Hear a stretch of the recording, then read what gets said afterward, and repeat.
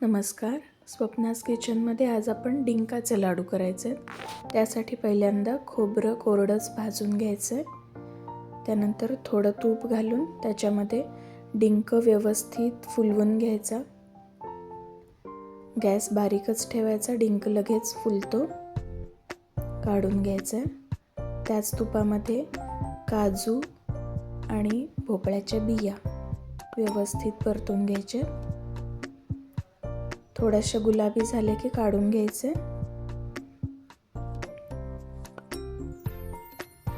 त्यानंतर अक्रोड भाजून घ्यायचं व्यवस्थित तुपावर, ते काढून घ्यायचे. शेवटी आपण बदाम छानपैकी भाजून घ्यायचे.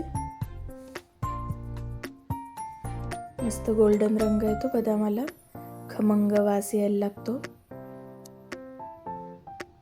त्यानंतर मखाणे घालायचे.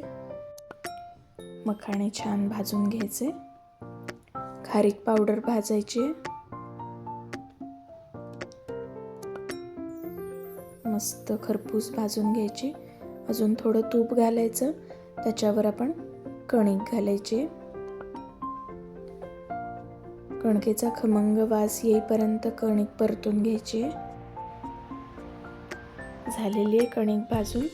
सगळं साहित्य आपलं आता परतून घेऊन झालेलं आहे. आता मिक्सरमध्ये सगळं बारीक करून घ्यायचं आहे.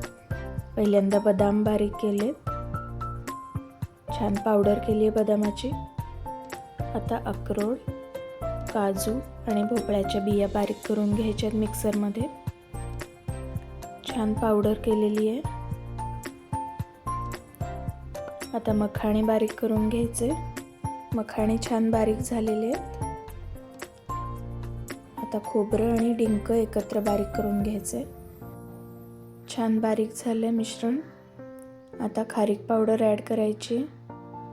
बारीक चिरलेला गूळ आता वाटीने थोडासा अजून ठेचायचा, म्हणजे तो मिश्रणात छान मिक्स होतो.